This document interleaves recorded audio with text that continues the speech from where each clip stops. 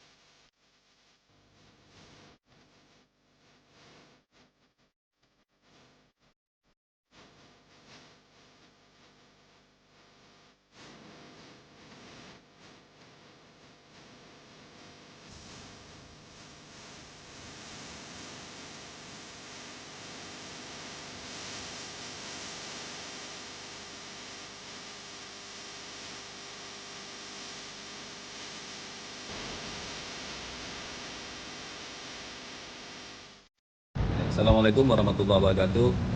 Saya Muhammad Nasir, Kepala Rutan Kelas 2B Janto. Saya mengucapkan terima kasih kepada jajaran BNN Aceh yang sudah melaksanakan kegiatan perjanjian kerjasama antara Rutan Kelas 2B Janto dengan BNN Aceh.